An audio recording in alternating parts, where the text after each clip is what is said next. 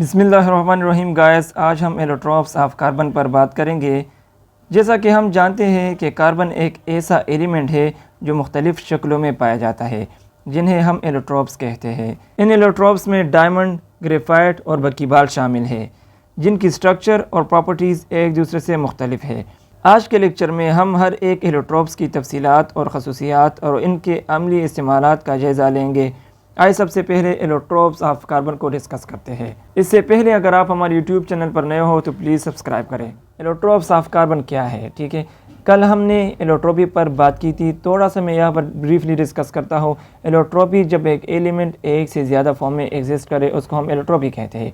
तो कार्बन जो है 2 एलोट्रॉपिक फॉर्म में एग्जिस्ट करता है। एक अमॉर्फस एलोट्रॉपिक फॉर्म जिसमें कोल, कोक, चारकोल एक्सेट्रा आते हैं, और दूसरा क्रिस्टलाइन एलोट्रॉपिक फॉर्म जिसमें डायमंड, ग्रेफाइट और बकीबाल शामिल है, ठीक है। तो हमारे कोर्स में क्रिस्टलाइन एलोट्रॉपिक फॉर्म है, हम आज इस पर तफसीली से बात करेंगे। इसमें पहले नंबर पर है डायमंड। डायमंड का पहला है स्ट्रक्चर, ठीक है। डायमंड की अगर हम स्ट्रक्चर की बात करें तो इसमें हर कार्बन एटम 4 कार्बन एटम के साथ बॉन्डेड होता है। किसके ज़रिए? Covalent bond, strong covalent bond के ज़रिए ये बॉन्डेड होता है, ठीक है, हर कार्बन एटम, और एक टेट्राहेड्रल सा स्ट्रक्चर बनाता है, ठीक है। इसी तरह हर कार्बन एटम, ठीक है, इसी तरह ये कार्बन जो है मज़ीद जो है 4 कार्बन एटम के साथ ये लिंक हुए होते हैं, बॉन्डेड होते हैं, ठीक है, और एक 3D सा नेटवर्क बनाते हैं, ठीक है। इसी तरह यहाँ पर ये कार्बन एटम इसी तरह लिंक हुआ होता है, ठीक है। इसके बाद ये कार्बन भी इसी तरह ये लिंक हुआ होता है, ठीक है। इसी तरह यहाँ पर देखें,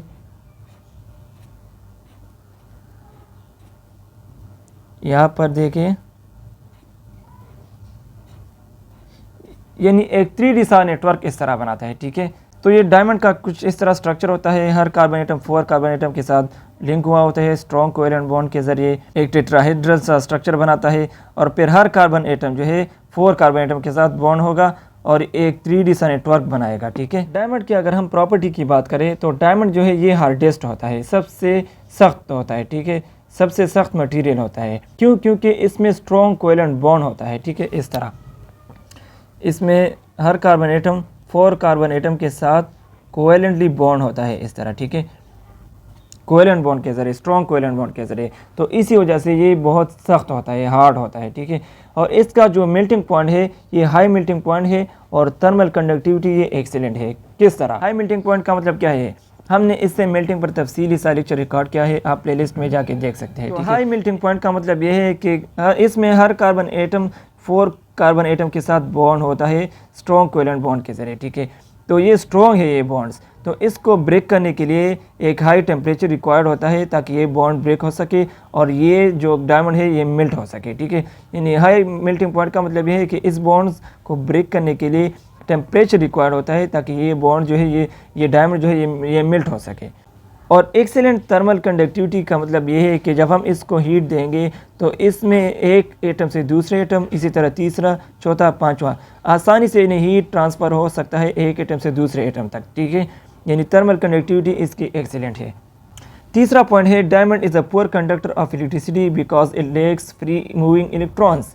ये पुअर कंडक्टर ऑफ इलेक्ट्रिसिटी है डायमंड्स, इसमें करंट पास नहीं हो सकता डायमंड में, ठीक है, क्योंकि इसमें फ्री मूविंग इलेक्ट्रॉन्स नहीं है। कार्बन के वैलेंस शेल में 4 इलेक्ट्रॉन्स होते हैं, ठीक है। तो ये क्या करता है कि कार्बन ये अपना 4 वैलेंस इलेक्ट्रॉन्स जो है ये शेयर कर देता है, तो इसके पास जो है कोई बाकी इलेक्ट्रॉन्स बाकी नहीं रहा, ठीक है, इसके पास बाकी जो है इलेक्ट्रॉन्स बच नहीं रहा, तो इसी वजह से ये पुअर कंडक्टर है। फिर जो है यूजेस है, ठीक है। डायमंड जो है ये कटिंग में यूज़ होता है, ड्रिलिंग टूल्स में यूज़ होता है क्योंकि ये हार्ड है, ठीक है, और ये जो है जिमस्टोन्स और इसी तरह ज्वेलरी में भी यूज़ होता है। सेकंड एलोट्रॉप्स ऑफ कार्बन जो है वो ग्रेफाइट है, ठीक है। इसका स्ट्रक्चर कुछ इस तरह होता है, ठीक है।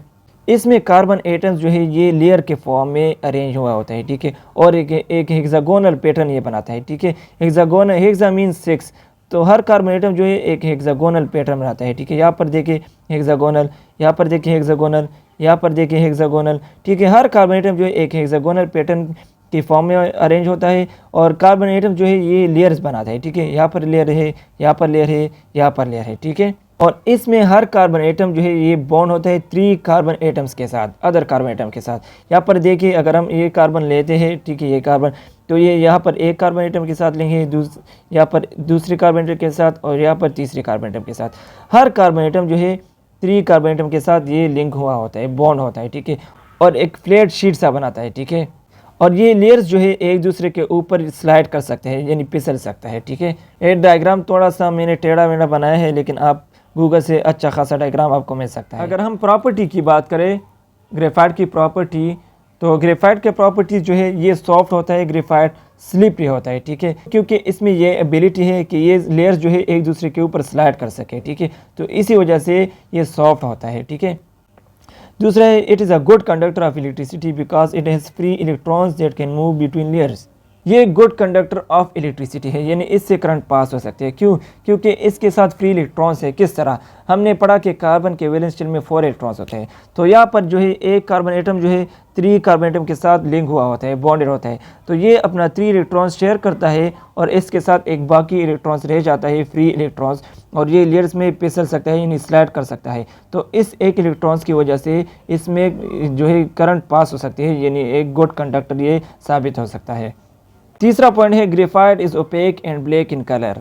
ये ओपेक होता है, यानी गैर शफाफ होता है, ठीक है, इससे रोशनी गुजर नहीं सकती, और ब्लैक इन कलर यानी ब्लैक होता है, काला होता है कलर में। ग्रेफाइट जो है ये लुब्रिकेंट्स में यूज़ होता है, पेंसिल का नोक इसमें ये ग्रेफाइट से बना हुआ होता है, इसी तरह बैटरीज में भी यूज़ होता है क्योंकि ये कंडक्टर है, ठीक है, और इसी तरह इलेक्ट्रोड्स इसमें भी यूज़ होता है, ठीक है। इलेक्ट्रोड्स पर हमने तफसीली सा लेक्चर रिकॉर्ड किया है। अब जो है बक्कीबाल, ये तीसरा इलेक्ट्रोड्स है कार्बन का। इसका अगर हम स्ट्रक्चर की बात करें, इसको हम कॉमनली बक्कीबाल कहते हैं, ठीक है, और इसका स्ट्रक्चर स्फेरिकल होता है। ये 60 कार्बन एटम से अमूमन ये बना हुआ होता है, ठीक है, 60 कार्बन एटम से, और इसमें एटम जो है हेक्सागोन और पेंटागोन्स की शेप में अरेंज हुआ होता है, ठीक है। यहाँ पर आप देखें हेक्सागोन, यहाँ पर पेंटागोन है, ठीक है, यानी 5 कार्बन एटम से।